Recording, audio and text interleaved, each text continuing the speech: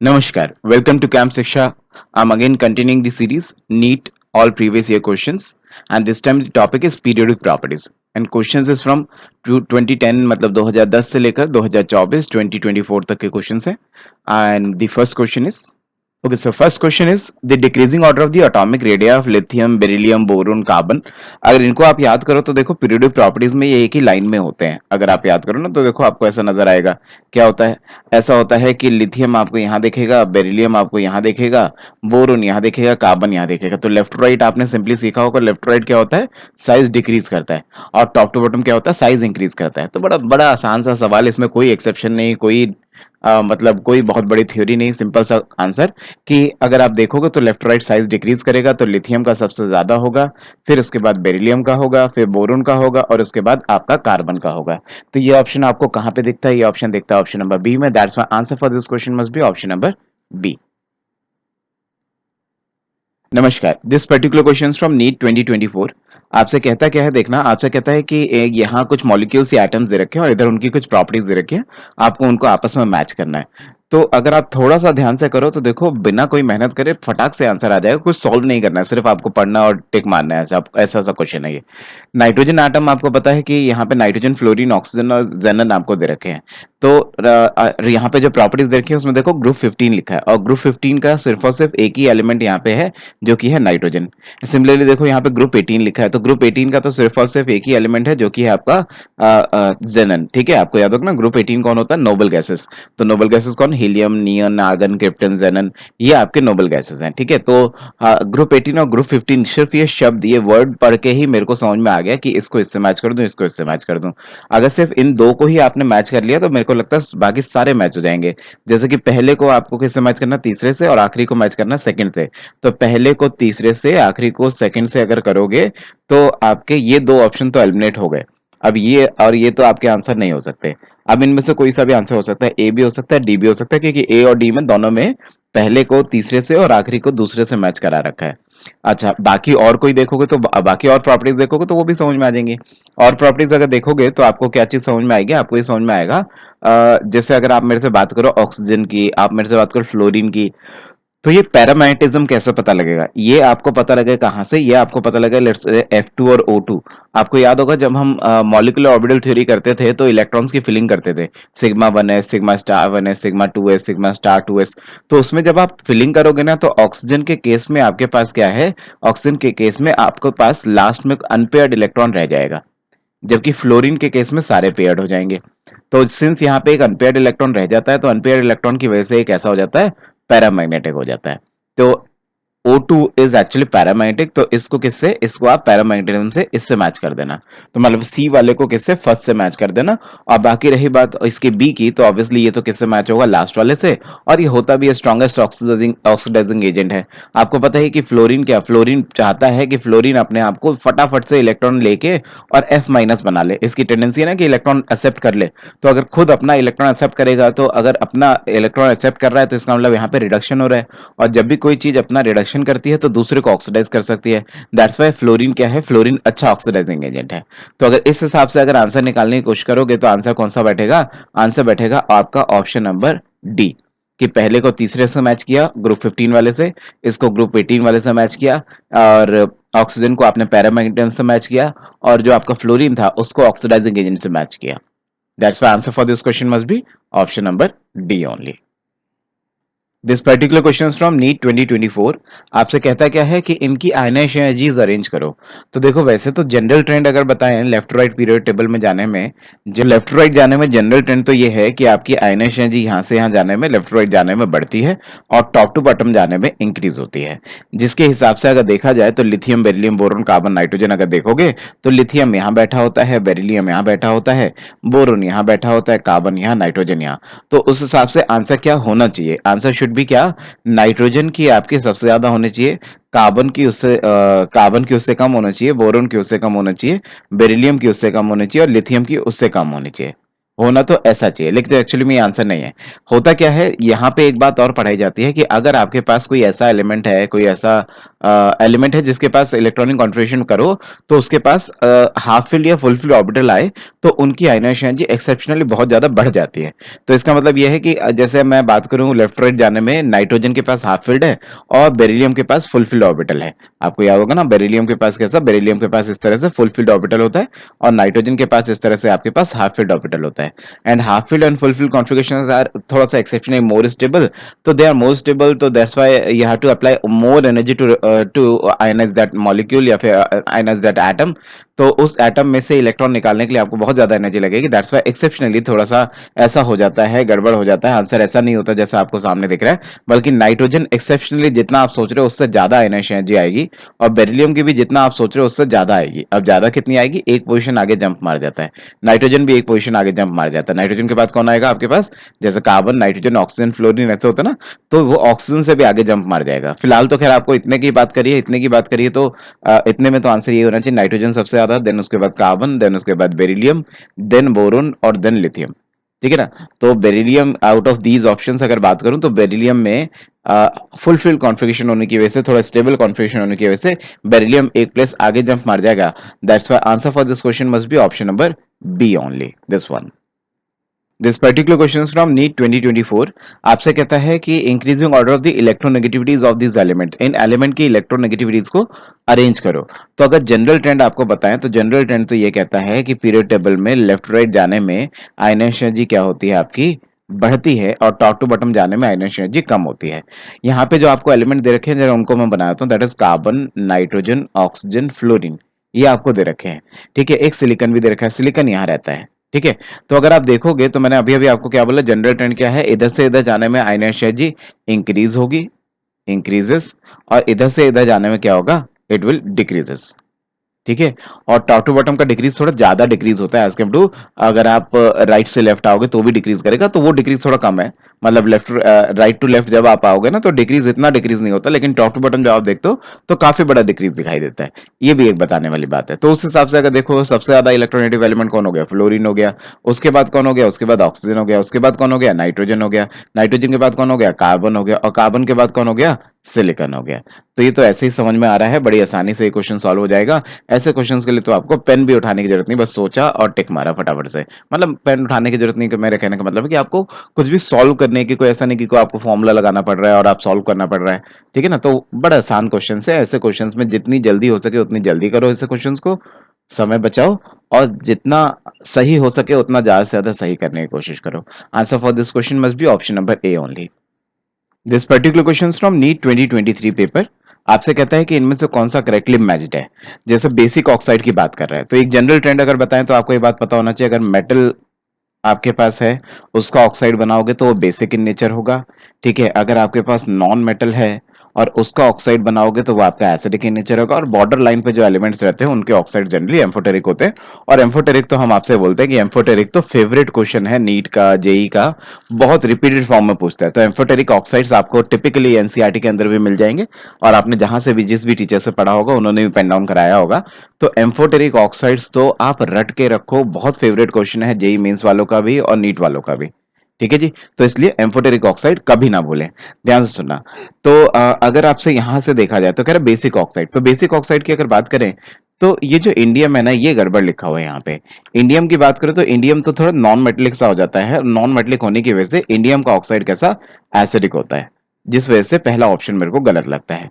दूसरा, न्यूट्रल की बात करें तो न्यूट्रल ऑक्साइड आपके पूरे 11वीं 12वीं के जितना भी आपका कोर्स है उसमें न्यूट्रल ऑक्साइड कुछ दो चार ही न्यूट्रल ऑक्साइड है, आपसे हमेशा बोलते हैं रट के रखो कौन कौन। एक तो कार्बन मोनोऑक्साइड एनओ को याद रखना, एनओ से हेल्प से एनओ और सीओ दोनों को याद रखना, सॉरी कार्बन मोनोऑक्साइड सीओ और एनओ, एनओ को इन दोनों को याद रखना, ये दोनों के दोनों न्यूट्रल ऑक्साइड है। और N2O को याद रखना, और साथ के साथ पानी को भी कभी कभी न्यूट्रल ऑक्साइड में काउंट कर लेता है। तो सीओ हो गया, एनओ हो गया, N2O हो गया, H2O हो गया, इनको आप याद रखना, दे आर न्यूट्रल ऑक्साइड। अपना रिपीटेड फॉर्म में बार बार अगर क्वेश्चन आता भी है तो यही पूछता है, इससे ज्यादा नहीं पूछता है। ये जो NO2 यहाँ पे लिखा हुआ है ना, ये NO2 गड़बड़ है, यहाँ पे गड़बड़ है। ये NO2 एक्चुअली में कैसा होता है, एसिडिक ऑक्साइड होता है। ठीक है? आपके नाइट्रोजन के जो भी ऐसे ऑक्साइड्स हैं जो कि यू कैन से +3, +4, +5 ऑक्सीडेशन स्टेट में हैं, वो सारे के सारे एसिडिक ऑक्साइड होते हैं, ठीक है? तो इस वजह से ये नाइट्रोजन NO2 कैसा है? Na2 तो एसिडिक ऑक्साइड है, ये न्यूट्रल में कहाँ से आ गया? NO बोलता तो हम मान लेते, ठीक है? अच्छा ये नॉर्मल है देखो, इसकी बात करो तो Mn2O7 SO2 और आपका TeO3 इन तीनों की ही बात करूं तो ये तीनों के तीनों कैसे होते हैं आपके एसिडिक ऑक्साइड होते हैं ठीक है आपने पढ़ा होगा कि जनरली क्या मैंने आपको बोला था नॉन मेटल्स के ऑक्साइड्स आपके कैसे होते हैं एसिडिक होते हैं तो ये एसिडिक होता है ये एसिडिक होता है और यहाँ पे ऐसा होता है कि आपके पास Mn के जितने भी ऑक्साइड्स होंगे ना वो सारे के सारे एसिडिक ऑक्साइड्स होंगे और जितना ज्यादा पॉजिटिव ऑक्सीडेशन स्टेट करते जाओ उतना ज्यादा एसिडिक होगा और यहाँ पे तो Mn+7 ऑक्सीडेशन स्टेट में है and more the positive oxidation state of the Mn more is the acidity of that acid ठीक है दैट्स व्हाई इनके जो ऑक्साइड्स होंगे वो आपके कैसे होंगे एसिडिक होंगे और उसमें भी मैंने बोला +7 तो बहुत ज्यादा पॉजिटिव ऑक्सीडेशन स्टेट है जितना ज्यादा पॉजिटिव ऑक्सीडेशन स्टेट उतना ज्यादा यू कैन से acidity of that oxide that's why ये मेरे को करेक्ट ऑप्शन दिखता है अभी तक जितना भी पढ़ा उसमें मेरे को ये सही लग रहा है ठीक है अगला एम्फोटेरिक की बात करते हैं एम्फोटेरिक में यहाँ पे देखो आपके पास ये जो लिखा है बेरिलियम ऑक्साइड गैलियम ऑक्साइड यहाँ तक तो ठीक है लेकिन जर्मेनियम ऑक्साइड लिखा है ना यहाँ गड़बड़ है मेरे को जर्मेनियम ऑक्साइड गड़बड़ लगता है germanium oxide should not be your answer वो एम्फोटेरिक नहीं है ठीक है that's why answer for this question must be option number C only this one this particular question from NEET 2023 आपसे कहता क्या है आपसे कहता है कि आपको बस ये बताना है इनमें से कौन एसिडिक है कौन बेसिक है कौन एम्फोटेरिक है अच्छा सीक्वेंस निकालना है सबसे पहले आपको न्यूट्रल मॉलिक्यूल रखना है फिर एसिडिक रखना है फिर बेसिक रखना है फिर एम्फोटेरिक रखना है ओके सो कौन कौन दे रखा है उसको समझ लेते हैं सबसे पहले मैंने आपको हमेशा बताया कि metallic oxide generally S block का ऑक्साइड्स अगर आपके पास होंगे तो वो आपके बेसिक ऑक्साइड्स होंगे इसमें से जो कैल्शियम ऑक्साइड है वो कैसा है वो आपका बेसिक ऑक्साइड है ठीक है तो ये इसकी बात तो मैंने कर ली उसके बाद कार्बन के अगर बात करें तो कार्बन के दो ऑक्साइड्स पाए जाते हैं एक तो कार्बन का कार्बन डाइऑक्साइड और एक कार्बन का कार्बन मोनोऑक्साइड ठीक है तो कार्बन मोनोऑक्साइड एक्चुअली में न्यूट्रल होता है लेकिन कार्बन डाइऑक्साइड आपका एसिडिक इन नेचर होता है यहाँ पे फिलहाल ये कार्बन डाइऑक्साइड की बात कर रहा है तो it will B acidic in nature उसके बाद किसकी बात करें जिंक ऑक्साइड एक्चुअली आपका एम्फोटेरिक होता है एम्फोटेरिक जो भी आपके बॉर्डर लाइन पे है ना उन सबके ऑक्साइड जनरली एम्फोटेरिक होते हैं और एम्फोटेरिक ऑक्साइड्स तो आपको बार बार रटाए जाते हैं और रिपीटेड मोड में बार बार नीट वाले जेई मेंस वाले ये क्वेश्चंस बहुत पूछते हैं तो एम्फोटेरिक ऑक्साइड्स तो आप हमेशा याद रखें हमेशा रट के रखें they are amphoteric oxide neutral की बात करें तो न्यूट्रल में कुछ दो तीन ऑक्साइड्स ही हैं दो चार ही ऑक्साइड हैं यू कैन से अपने पूरे कोर्स में 11वीं 12वीं के कोर्स में वो आप कह सकते हो कार्बन मोनोऑक्साइड हो गया सिमिलरली नाइट्रोजन ऑक्साइड हो गया NO और उसके बाद N2O उसके बाद पानी H2O तो ये तीन चार ही हैं जो रिपीटेड फॉर्म में बार बार आपको न्यूट्रल ऑक्साइड की बातें वो करता है ठीक है तो इस हिसाब से अगर देखें तो कौन सा ऑप्शन सही बैठता है देखना ये जो सीक्वेंस ये चाह रहा था उस हिसाब से अगर अरेंज करें तो सबसे पहले एम्फोटेरिक ऑक्साइड लगाना है तो सबसे पहले अगर एम्फोटेरिक ऑक्साइड लगाना है तो वो तो सिर्फ यहीं दिख रहा है यही हमारा आंसर होना चाहिए फिर ठीक है उसके बाद कौन उसके बाद बेसिक ऑक्साइड सही बात है उसके बाद एसिडिक ऑक्साइड CO2 बिल्कुल सही बात उसके बाद neutral oxide NO that's why answer for this question must be option number D only this particular question from NEET 2023 आपसे कहता क्या है आपसे कहता है इनमें से कौन है जो जब अनायन बन के अपने आप को नियरेस्ट नोबेल गैस कॉन्फ़िगरेशन पे लेके जाएगा तो सबसे लार्जेस्ट अनायन बनेगा तो ऑब्वियसली जब भी कभी कोई एलिमेंट क्या करता है इलेक्ट्रॉन एक्सेप्ट करता है तो पहली बार जब वो नेगेटिव चार्ज लेता है तो उसका साइज बढ़ जाता है अगर वो और नेगेटिव होगा तो साइज और बढ़ जाएगा और नेगेटिव होगा तो साइज और बढ़ जाएगा आप बस इतना सोच लो कि इनमें से कौन है जो सबसे ज्यादा नेगेटिव होगा नोबेल गैस कॉन्फ़िगरेशन को पाने के लिए आपको पता है फ्लोरीन तो जैसे एक इलेक्ट्रॉन लेगा नोबेल गैस बन जाएगा नाइट्रोजन को 3 इलेक्ट्रॉन लेने पड़ेंगे तब नोबेल गैस बनेगा सोडियम को तो बल्कि एक इलेक्ट्रॉन छोड़ना पड़ेगा तब नोबेल गैस जैसी कॉन्फ़िगरेशन पाएगा और ऑक्सीजन को तो 2 इलेक्ट्रॉन लेने पड़ेंगे तब आपकी यू कैन से तब आपका ये नोबेल गैस कॉन्फ़िगरेशन पाएगा तो अगर out of all options check करोगे तो जिसने इलेक्ट्रॉन छोड़ा उसका तो साइज श्रिंक हो जाएगा बल्कि Na+ का साइज तो छोटा हो जाएगा और इनमें से सबसे लार्जेस्ट साइज की अगर बात करो तो सबसे लार्जेस्ट साइज तो किसका होगा N3- आयन का क्योंकि जितना ज्यादा नेगेटिव होगा उतना ज्यादा साइज बढ़ता जाएगा तो पहले 1- हुआ फिर 2- हुआ फिर 3- हुआ साइज बढ़ता गया और सबसे बड़ा साइज आपका N3- आयन का होगा that's my answer for this question must be option number B only that is nitrogen this particular question from NEET 2022 paper आपसे कहता है क्या है आउट ऑफ ऑल दीज आपको लगाना है अरेंज करना first ionisation energy of these molecules general trend अगर बात करें तो लेफ्ट राइट जाने में पीरियड टेबल में आयनेशन एनर्जी बढ़ती है और टॉप टू बॉटम जाने में आयनेशन एनर्जी कम होती है इस हिसाब से अगर देखा जाए तो इस हिसाब से यू कैन से इनको अरेंज कर देता हूँ कार्बन नाइट्रोजन ऑक्सीजन, फ्लोरीन, ये यहाँ रहते हैं। ठीक है, तो नॉर्मल ट्रेंड से अगर अरेंज करो तो लेफ्ट राइट जाने में आयनाइजेशन एनर्जी बढ़ती है, तो आंसर तो ऐसा आना चाहिए, क्या ऑक्सीजन के बाद फ्लोरीन के बाद ऑक्सीजन, फिर नाइट्रोजन और फिर carbon. It should be like this, होना तो ऐसा चाहिए, लेकिन होता नहीं है, कुछ गड़बड़ हो जाती है। गड़बड़ क्या हो जाती है, आपने ऐसा पढ़ा होगा आयनाइजेशन एनर्जीज को अरेंज करते वक्त आपको इस बात का भी ध्यान रखना पड़ता है कि कोई एलिमेंट ऐसा तो नहीं है जिसमें हाफ फिल्ड या फुल फिल्ड कॉन्फ़िगरेशन हो। अगर हाफ फिल्ड या फुल फिल्ड कॉन्फ़िगरेशन आपके पास होती है तो वो एलिमेंट थोड़ा सा एक्सेप्शनली ज्यादा स्टेबल हो जाता है, और जो ज्यादा स्टेबल हो जाता है ऑब्वियसली उसकी आयनाइजेशन एनर्जी थोड़ा सा बढ़ जाती है। तो यहाँ पे अगर out of all the given elements अगर आप चेक करो तो नाइट्रोजन के पास कैसा है, नाइट्रोजन के पास आपके पास P3 होता है, मतलब उसके पास हाफ फिल्ड कॉन्फ़िगरेशन होता है, और because of this half filled configuration it is quite stable, तो it will be very very difficult to remove that electron from the outermost shell of the nitrogen. इसकी वजह से nitrogen में से electron निकालना डिफिकल्ट हो जाएगा और उसकी आयनाइजेशन एनर्जी एक्सेप्शनली थोड़ा सा ज्यादा हो जाएगी। तो कितना ज्यादा हो जाती है, जस्ट एक पोजीशन जंप मार जाती है, तो ये आयनाइजेशन एनर्जी यहाँ जंप मार जाएगी। और करेक्ट आंसर क्या होगा, करेक्ट आंसर होगा फ्लोरीन के बाद आ जाएगा नाइट्रोजन, नाइट्रोजन के बाद आ जाएगा ऑक्सीजन, ऑक्सीजन के बाद आ जाएगा कार्बन। तो ये ट्रेंड आप जरा देखने की कोशिश करो, आपको कहां पे नजर आएगा, बड़े प्यार से आपको दिख जाएगा। It will be option number D only. This particular question from NEET 2021 आपसे कहता है कि इनमें से कौन है जो आइसो इलेक्ट्रॉनिक नहीं है। तो आपको सबके अंदर कितने कितने इलेक्ट्रॉन्स हैं उनको काउंट करना है, और ये चेक करके बताना है कि किसके पास कितने इलेक्ट्रॉन है। तो ऑब्वियसली यू कैन से कि जिसके पास सेम नंबर ऑफ इलेक्ट्रॉन्स होंगे they are isoelectronic species. तो अगर ऑक्सीजन की बात करें तो देखो ऑक्सीजन में जनरली कितने इलेक्ट्रॉन्स होते हैं, अगर नॉर्मल ऑक्सीजन में बात करें तो 8 इलेक्ट्रॉन होते हैं। इसने 2 इलेक्ट्रॉन और कहीं से ले रखे हैं, तो इसका मतलब इसके पास 10 इलेक्ट्रॉन है इस वक्त। ठीक है, अगला कौन है, अगला है फ्लोरीन। फ्लोरीन क्या है, फ्लोरीन नॉर्मली होता है क्या, नॉर्मली आपका कौन सा नंबर होता है, 9 नंबर पे। इसने एक इलेक्ट्रॉन कहीं से ले रखा है, इसके पास भी 10 इलेक्ट्रॉन है। ठीक है, तो आइसो इलेक्ट्रॉनिक जो नहीं है वो आपसे पूछ रहा है। अच्छा ठीक है, अगला कौन हो गया, अगला हो गया आपका सोडियम। सोडियम की बात करें तो सोडियम वैसे 11 होता है, इसने एक इलेक्ट्रॉन कहीं को दे रखा है, मतलब लॉस ऑफ इलेक्ट्रॉन करा हुआ है, तो इसके पास भी 10 इलेक्ट्रॉन हो गए। ठीक है, अगला कौन है, Mg। Mg आपका कौन सा नंबर पे, 12 नंबर पे आता है, उसने 2 इलेक्ट्रॉन छोड़ दिए, तो इसके पास भी कितने, 10 इलेक्ट्रॉन है। अगला कौन है, देखो अगला है आपके पास Mn। Mn2+ आयन दे रखा है, तो Mn वैसे कौन से नंबर पे आता है, Mn आपका 25 नंबर पे आता है। तो 25 में से अगर 2 इलेक्ट्रॉन निकाल दो तो ये कितना हो जाएगा, 23 हो जाएगा। आयरन कौन से नंबर पे आता है, आयरन 26 नंबर पे आता है, 26 में से भी 2 इलेक्ट्रॉन निकाल दोगे 24 पे आ जाएगा। ठीक है, आयरन मैंने अभी अभी बताया कि आयरन आपके पास अच्छा इसने तो 3 निकाले ना, इस वाले ने 3 इलेक्ट्रॉन निकाले। तो आयरन ने अगर 3 इलेक्ट्रॉन का लॉस किया तो ये कितने पे, ये 23 पे आ गया। ठीक है, और फिर उसके बाद आयरन ने 2 इलेक्ट्रॉन छोड़े, तो 2 इलेक्ट्रॉन छोड़ने से 24 नंबर पे आ गया। ठीक है, उसके बाद कौन है, उसके बाद Mn है। Mn आपका 25 नंबर पे आता है, 25 नंबर पे है, तो उसने फिर से 2 इलेक्ट्रॉन अगर छोड़े, तो Mn आपका 25 नंबर पे 2 इलेक्ट्रॉन छोड़े, तो ये 23 नंबर पे आ गया। तो ऐसे में आपने देखा कि जो आइसो इलेक्ट्रॉनिक नहीं है वो पेयर कौन सा है। तो ये पेयर को देखे तो दोनों 10-10 हैं, ये तो आपका सही है, करेक्ट है। ठीक है, ये पेयर को देखूं तो इसके पास भी 10-10 है, ये भी पेयर सही है। इनकी बात करूं तो ये 23-23 है, ये भी सही है। जो आपके पास गड़बड़ हो रहा है वो यही हो रहा है, एक के पास 24 है, एक के पास 23 है। That's why answer for this question must be option number D only. This particular question from NEET 2020 paper आपसे कहता है क्या है कि इन ये जो ऑक्साइड्स दे रखे हैं इनके जरा आप नेचर निकाल के दिखाओ कि किसका नेचर कैसा है। तो बार बार आपको ये बात रटवाई जाती है, मैं बार बार आपको कह रहा हूँ कि न्यूट्रल ऑक्साइड तो हमेशा याद रखें। न्यूट्रल ऑक्साइड में कार्बन मोनोऑक्साइड NO और CO, इन दोनों को याद रखना, और N2O को और पानी को, इन चारों को एक्चुअली में आप याद रखना न्यूट्रल ऑक्साइड में। एम्फोटेरिक ऑक्साइड्स आपको 11वीं में कुछ सिखाए जाते हैं, कुछ 12वीं में सिखाए जाते हैं, लेकिन ओवरऑल कहा जाता है कि टोटल एम्फोटेरिक ऑक्साइड जो 11वीं 12वीं में सिखाया जाता है कुछ 8-10 होंगे। उन सबको आप हमेशा रट के रखो, जैसे जिंक का हो गया, बेरिलियम का हो गया, यू कैन से एल्यूमिनियम का हो गया। ठीक है, कुछ लेड के भी हो जाते हैं, टिन के भी हो जाते हैं। ठीक है, तो जितने भी आपके पास ये क्रोमियम का भी हो जाता है एक। ठीक है, तो जितने भी आपके एम्फोटेरिक ऑक्साइड्स हैं ना उनको आप थोड़ा सा याद रखो, वो रिपीटेड मोड में जेई वाले और नीट वाले हमेशा पूछते हैं, तो इसलिए ये इंपॉर्टेंट है। इस क्यों मार्क्स गंवाना, अगर ऐसे प्यार से नंबर मिलते हैं तो नंबर खींचने चाहिए। तो आप हमेशा इनको कहीं पे पेन डाउन कर लो, 8-10 ही हैं, उनको याद कर लो, उनको रट लो।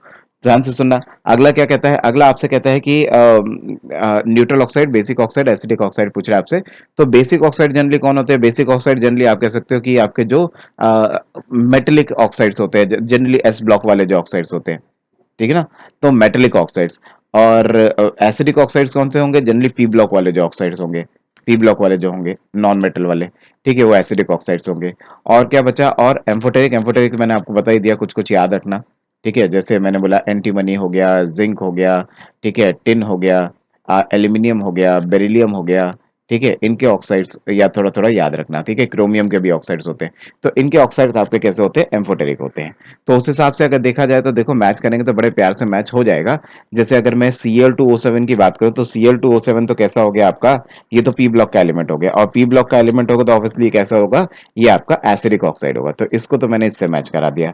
ठीक है, एल्यूमिनियम मैंने अभी बताया कि ये आपका एम्फोटेरिक में याद रखना, इसको मैंने बोला कि न्यूट्रल में हमेशा याद रखना। एस ब्लॉक मैंने बोला एस ब्लॉक के हमेशा कैसे होंगे, बेसिक ऑक्साइड होंगे, जिस वजह से आंसर कैसा आना चाहिए, आंसर अगर देखोगे तो ए को मैच करना पड़ेगा सेकंड से, बी को फर्स्ट से, तो ये आंसर क्या आ जाएगा, आंसर आ जाएगा आपका ये कैन से 2 1 4 3, 2 1 4 3 आपके पास आंसर आ जाएगा। That's why answer for this question must be this option number 1। ठीक है, तो answer for this question must be this option. This particular question from NEET 2019 paper, आपसे कहता है increasing order of first ionization energy of the element, इन सबके increasing order आप निकाल के दिखाओ। तो ध्यान से मेरी बात को समझना सुनना। नॉर्मली तो क्या होता है, नॉर्मली तो लेफ्ट राइट जाने में आयनाइजेशन एनर्जी बढ़ती है, जिस हिसाब से आंसर कैसा होना चाहिए, ऐसा होना चाहिए लिथियम से ज्यादा बेरिलियम, बेरिलियम से ज्यादा बोरॉन, फिर कार्बन, फिर नाइट्रोजन, फिर ऑक्सीजन, फिर फ्लोरीन, फिर नियॉन। आंसर होना तो ऐसा चाहिए। लेकिन ऑन दी अदर हैंड आपने एक और फैक्ट पढ़ा होगा, अगर किसी की भी कॉन्फ़िगरेशन आपकी अगर हाफ फिल्ड या फुल फिल्ड कॉन्फ़िगरेशन होती है, जैसे कोई भी एलिमेंट अगर ऐसा है जिसकी कॉन्फ़िगरेशन या तो हाफ फिल्ड है या फुल फिल्ड है, तो उनकी कॉन्फ़िगरेशन एक्सेप्शनली थोड़ा सा ज्यादा स्टेबल हो जाती है और उनको उनमें से इलेक्ट्रॉन निकालने के लिए आपको ज्यादा एनर्जी लगती है। जैसे कि बेरिलियम की बात करूं तो बेरिलियम में याद करो तो उसकी outer most configuration full field configuration दिखती है S2। नाइट्रोजन की बात करो तो नाइट्रोजन की कॉन्फ़िगरेशन में भी आपको कैसा हाफ फिल्ड कॉन्फ़िगरेशन दिखता है P3। और अगर नियॉन की बात करो तो नियॉन की कॉन्फ़िगरेशन में आपके पास फुलफिल कॉन्फ़िगरेशन दिखता है, दैट इज P6।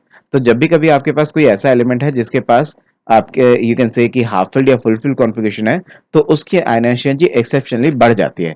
तो इसकी आयनाइजेशन एनर्जी एक्सेप्शनली बढ़ के आगे जंप मार जाएगी, इसकी एक्सेप्शनली बढ़ के आगे जंप मार जाएगी और एक प्लेस आगे जंप मारती है। तो सिमिलरली ये भी एक प्लेस आगे जंप मार के यहाँ पहुंच जाएगा। तो अगर ट्रेंड देखोगे तो कैसा बनेगा, ट्रेंड ऐसा बनेगा, सबसे ज्यादा होगा नियॉन, नियॉन के बाद होगा फ्लोरीन, बट फ्लोरीन के बाद आ जाएगा नाइट्रोजन, नाइट्रोजन के बाद आ जाएगा ऑक्सीजन, ऑक्सीजन के बाद आ जाएगा कार्बन, कार्बन के बाद आ जाएगा बेरिलियम, बेरिलियम के बाद आ जाएगा बोरोन, देन हो जाएगा लिथियम। तो ये आपका ट्रेंड बनना चाहिए। ठीक है, तो यहाँ पे जहां पे भी फुलफिल्ड हाफ फिल्ड कॉन्फ़िगरेशन होती है उसको हमेशा आगे क्या बोलना, उसे बोलना कि एक पोजीशन आगे जंप मार जाए। ठीक है ना, that's my answer for this question must be option number A only. अगर इस ट्रेंड को देखोगे तो ये ट्रेंड आपको ऑप्शन नंबर ए में नजर आएगा।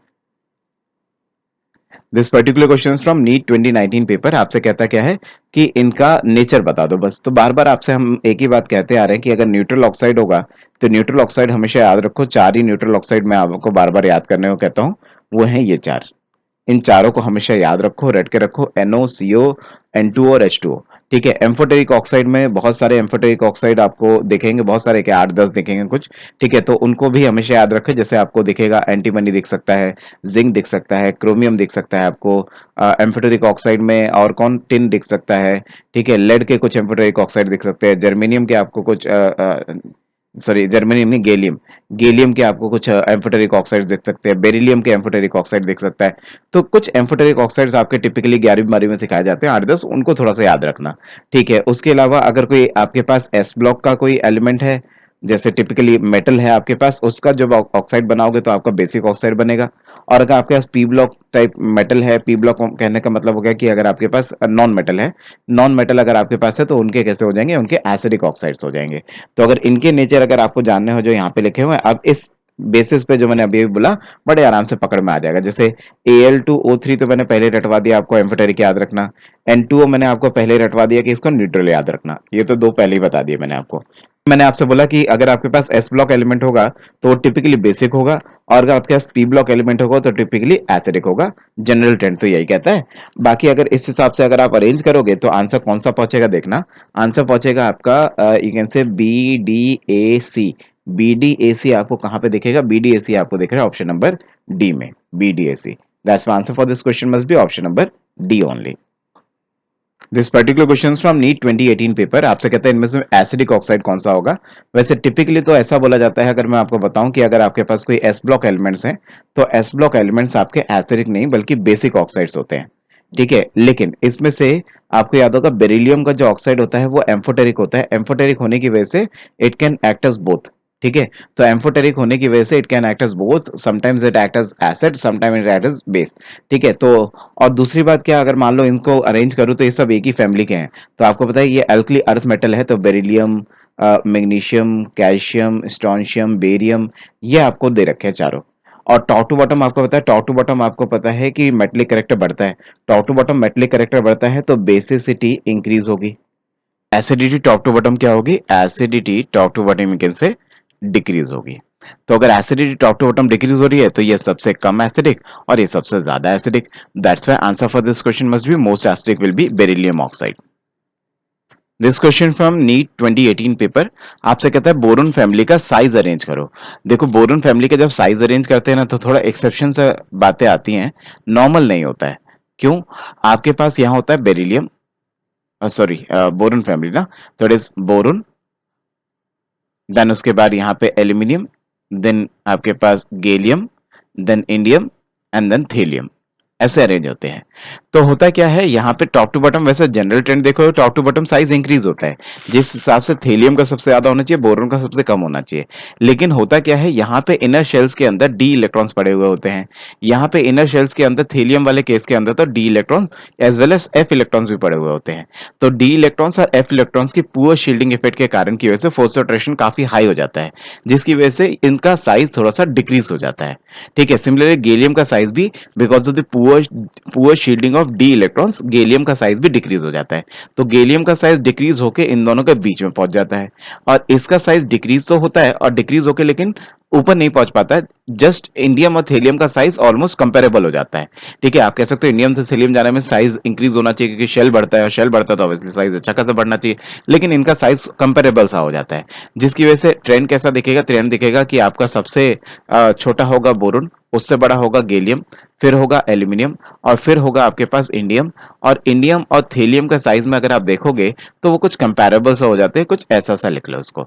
ठीक है, तो आंसर इस क्वेश्चन का कैसा होना चाहिए, आंसर ऐसा होना चाहिए कि गैलियम को ही पोजीशन जंप मरवा दो, थेलियम को वहीं रख लेना, कंपैरेबल सा है। That's why answer for this question must be option number B, option number C only, this one. ये जनरल ट्रेंड हमेशा याद रखना है, ये बोरोन वाला जो एक्सेप्शन है ये काफी बार पूछा जाता है। ठीक है, बहुत बार पूछा गया, बहुत सारे एग्जाम्स में पूछा गया, जेई एडवांस में, जेई मेंस में, नीट में, एआई पीएमटी में, इनफैक्ट अगर आपको 10वीं क्लास में जो आप लोग एनटीएससी एग्जाम देते हो उसमें, ये टिपिकल क्वेश्चन जो इस वक्त यहाँ पे लिखा हुआ है ये बहुत बार पूछा जाता है, तो इसको याद रखना। This particular question from NEET 2016 paper, आपसे कहता क्या है कि इनमें से कौन है the order of the arrangement does not agree with the variation of indicated here. Okay, यहाँ पे जो आपको दिखा रखा है इनमें से कौन सा इनकरेक्ट है, आपसे ये पूछ रहा है। सबसे पहला कह रहा है मेटलिक रेडिया अगर बात करो तो टॉप टू बॉटम आपको पता है इंक्रीज होता है, तो ये तो सही दिखा रखा है, इसमें तो कोई इशू है ही नहीं। टॉप टू बॉटम लिखा हुआ है lithium, lithium, sodium, potassium, rubidium, caesium, ये top to bottom size increase करता है, तो वही चीज यहाँ पे लिखी हुई है। अगला कह रहा है increasing ionisation, ionic size, ionic size अगर आप इन सब की बात करो ना तो इन सभी के अंदर अगर आप देखो तो इन सभी के अंदर जो अगर आप देखो तो एल्यूमिनियम 3+ आयन के अंदर, मैग्नीशियम 2+ आयन के अंदर, सोडियम 1+ आयन के अंदर और F- के अंदर, इन सभी के अंदर total number of electron same है। इन सभी के अंदर टोटल नंबर ऑफ इलेक्ट्रॉन्स कितने हैं, 10-10 इलेक्ट्रॉन सभी के अंदर पाए जाते हैं। तो सिंस सबके अंदर electron number of electron same है, तो ये कैन से कि अगर नंबर ऑफ इलेक्ट्रॉन सेम होता है तो यार आइसो इलेक्ट्रॉनिक स्पीशीज, और आइसो इलेक्ट्रॉनिक स्पीशीज में ऑब्वियसली जो ज्यादा नेगेटिव होगा उसका साइज ज्यादा होगा, जो कम नेगेटिव होगा उसका साइज कम होगा, इनफैक्ट जो ज्यादा पॉजिटिव होगा उसका साइज सबसे ज्यादा कम होगा। ठीक है, जैसे अगर मैं बात करूं आपसे, आपके पास है एल्यूमिनियम 3+ आयन, आपके पास है Mg2+ आयन, आपके पास है Na+आयन और F- आयन। अगर इन सभी की बात करें तो इन सभी के पास ऐसा कर लेते हैं, देखो इस कॉन्सेप्ट से चल लेते हैं, आप ऐसा करो, इनके नंबर ऑफ प्रोटॉन्स और नंबर ऑफ इलेक्ट्रॉन्स निकालो जरा। तो नंबर ऑफ प्रोटॉन्स अगर बात करूं तो नंबर ऑफ प्रोटॉन्स इसके पास कितने हो गए, 13, क्योंकि ये 13 नंबर पे रहता है, ये 12 नंबर पे रहता है, ये 11 नंबर पे रहता है और ये आपका 9 नंबर पे रहता है। अच्छा, नंबर ऑफ इलेक्ट्रॉन देखोगे तो सबके पास 10 इलेक्ट्रॉन्स है। तो अगर कभी आपको आइसो इलेक्ट्रॉनिक स्पीशीज में बताना हो कि किसके पास ज्यादा फोर्स ऑफ अट्रैक्शन है, किसके पास कम फोर्स ऑफ अट्रैक्शन है, तो वो force of attraction P/E ratio से भी जज किया जा सकता है। तो P/E रेशियो अगर देखोगे तो इसका कितना आएगा, 1.3 आ जाएगा, इसका 1.2 आ जाएगा, इसका 1.1 हो जाएगा और इसका 0.9 हो जाएगा। तो मोर दी P/E ratio more is the force of attraction. तो आप अगर देखोगे तो सबसे ज्यादा हाईएस्ट अट्रैक्शन इसके अंदर रहेगा, तो इसको लिख दूं इसमें हाईएस्ट अट्रैक्शन होगा, और ऑब्वियसली जिसमें हाईएस्ट अट्रैक्शन होगा उसका साइज सबसे कम होगा, जिसमें लोएस्ट अट्रैक्शन होगा उसका साइज सबसे ज्यादा होगा। दैट्स व्हाई आंसर जो आपको दे रखा है यहाँ पे, मतलब आपको जो ट्रेंड दे रखा है वो ट्रेंड आपको सही दे रखा है। अगला बोरोन फैमिली पे इसमें आते हैं। बोरोन, कार्बन, नाइट्रोजन, ऑक्सीजन, इन सब की आपसे आयनेश एनर्जी पूछ रहा है। तो यहाँ पे आपको याद होगा कि ये अगर पीरियड टेबल में देखा जाए तो ये एक दूसरे के पड़ोसी हैं, यहीं पे रहते हैं। ये कौन है? बोरोन है यहाँ, कार्बन है यहाँ, नाइट्रोजन ऑक्सीजन है यहाँ। तो जनरली तो ऐसा होता है कि लेफ्ट राइट जाने में साइज जो आयनेश एनर्जी होती है वो बढ़ती है लेफ्ट राइट जाने में। तो आयनेश एनर्जी बढ़ती है तो सबसे ज्यादा आंसर आयनेश एनर्जी का होना चाहिए किसका? ऑक्सीजन, फिर नाइट्रोजन, फिर कार्बन, फिर बोरोन। लेकिन हो क्या जाता है, नाइट्रोजन के पास हाफ फील्ड कॉन्फ़िगरेशन होने की वजह से उसकी जो कॉन्फ़िगरेशन होती है वो क्वाइट स्टेबल हो जाती है। स्टेबल होने की वजह से इसमें से इलेक्ट्रॉन निकालना डिफिकल्ट हो जाता है और ये एक पोजीशन आगे जंप मार जाता है। और ट्रेंड क्या आ जाता है? ट्रेंड ऐसा हो जाता है, नाइट्रोजन सबसे ज्यादा आयनेश एनर्जी होगी, फिर होगा आपका कौन? ऑक्सीजन, और फिर होगा कार्बन, और फिर होगा बोरॉन। तो उस हिसाब से ये ट्रेंड अब मेरे को गड़बड़ लगता है, यहाँ पे ये ट्रेंड आपका गलत दे रखा है। ठीक है। सिमिलरली लास्ट वाला ऑप्शन की बात करो तो लास्ट वाला ऑप्शन तो बहुत इंपॉर्टेंटली ये फैक्ट सिखाया जाता है आपको कि पीरियड टेबल में सबसे ज्यादा हाईएस्ट आयनेशन एनर्जी हमें जब थ्योरी सीखते हैं तो ये सीखते हैं लेफ्ट राइट जाने में, सॉरी, इलेक्ट्रॉन गेन एंथैल्पी की बात कर रहे हैं। Electron gain enthalpy left right जाने में आपकी बढ़ती है, टॉप टू बॉटम जाने में घटती है। तो हम तो ये सीखते हैं कि सबसे ज्यादा किसकी होनी चाहिए? लेफ्ट राइट जाने में बढ़ती है, टॉप टू बॉटम घटती है, तो सबसे ज्यादा फ्लोरीन की होनी चाहिए। लेकिन फ्लोरीन बहुत छोटा साइज में होने की वजह से इलेक्ट्रॉन जल्दी से एक्सेप्ट नहीं कर पाता, इसलिए फ्लोरीन के आगे जीत जाता है कौन? क्लोरीन। और एक्सेप्शन ये हो जाता है कि जनरल ट्रेंड के हिसाब से तो फ्लोरीन होना चाहिए, बट सबसे ज्यादा हाईएस्ट इलेक्ट्रॉन एफिनिटी या फिर यू कैन से इलेक्ट्रॉन गेन एंथैल्पी क्लोरीन की होती है, फिर फ्लोरीन की होती है, फिर ब्रोमीन की होती है, फिर आयोडीन की होती है। दैट्स व्हाई ये ट्रेंड भी गलत लिखा हुआ है, ये दोनों ही ट्रेंड गलत हैं जो यहाँ पे लिखे हुए हैं। एक बार चेक कर लीजिएगा। अब 2016 में जब ये सवाल आया था तो आई होप शायद जब भी कभी आया होगा तो नीट वालों ने इस पे ग्रेस मार्किंग करी होगी, बच्चों को बाद में ग्रेस मार्क्स दिए होंगे, या फिर हो सकता है कि दोनों को ही नंबर दिए हो, जिसने सी लगाया हो जिसने डी लगाया हो दोनों को नंबर दिया होगा। ये दोनों यहाँ मेरे हिसाब से दोनों आंसर सही बैठ रहे हैं, मतलब कि दोनों इनकरेक्ट है, उसने इनकरेक्ट ही पूछा है ना आपसे। This particular question from NEET 2015, 2015 का क्वेश्चन है। आपसे कहता है कि ये सब के सब आइसो इलेक्ट्रॉनिक है, इनके पास सेम नंबर ऑफ इलेक्ट्रॉन्स हैं, तो बताओ इनमें से साइज किसका ज्यादा किसका कम? तो इसमें तो बिल्कुल समय ही नहीं लगाना चाहिए, आपको देखते टिक मारना चाहिए। अगर कभी भी आइसो इलेक्ट्रॉनिक स्पीशीज होती हैं तो जितना ज्यादा पॉजिटिव चार्ज उतना कम साइज, जितना ज्यादा नेगेटिव चार्ज उतना ज्यादा size.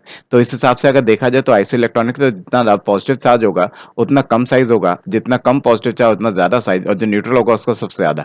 That's why answer for this question must be option number B only. This particular question from NEET 2014 paper. आपसे कहता है कि ये सबके सबके आयनिक रेडियाई आप अरेंज करो।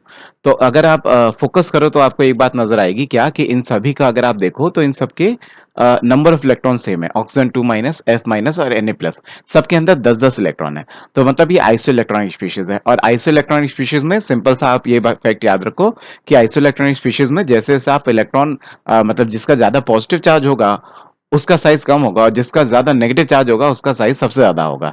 ठीक है, आप इस बात को याद रखना। तो जैसे अगर बात करता हूं मैं किसकी बात करता हूं, मैं आपसे ऑक्सीजन की, मैं आपसे बात करता हूं फ्लोरीन की, देन मैं आपसे बात करता हूं सोडियम की। तो इन सभी के पास अगर देखोगे तो number of proton number of electron, चाहो तो इस कॉन्सेप्ट से चल लो। Number of proton number of electron की अगर बात करो तो आपको क्या नजर आता है? आपको ये नजर आता है कि इलेक्ट्रॉन तो सब में 10-10-10 है।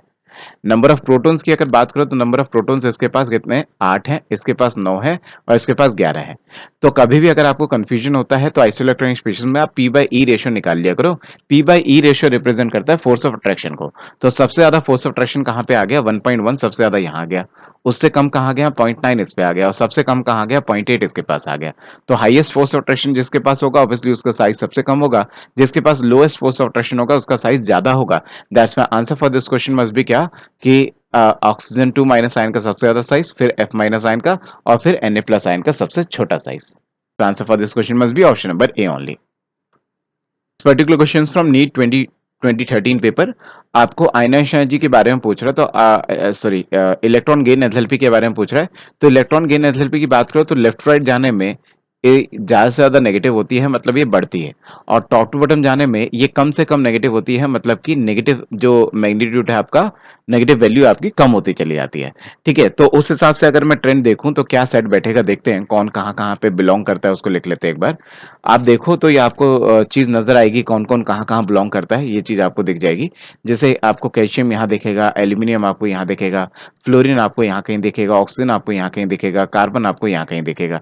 तो ऐसा सा आपको कुछ ट्रेंड नजर आएगा। अब इनको left right top to bottom में अगर अरेंज करोगे तो सबसे ज्यादा हाईएस्ट इलेक्ट्रॉन एफिनिटी अगर आप देखोगे तो वो किसकी नजर आएगी, फ्लोरीन की नजर आएगी नेगेटिव में। और फिर उसके बाद किसकी, फिर उसके बाद ऑक्सीजन की, फिर कार्बन की। और आउट ऑफ एल्यूमिनियम और कैल्शियम भी अगर अरेंज करोगे तो एल्यूमिनियम की ज्यादा होगी और कैल्शियम की उससे कम होगी।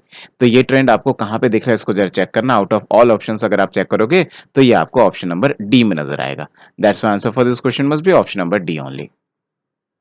This particular question is from 2010, 2010 का पेपर है, मेडिकल एंट्रेंस एग्जाम। आपसे कहता है क्या है, which of the following will have one have highest cation to anion ratio.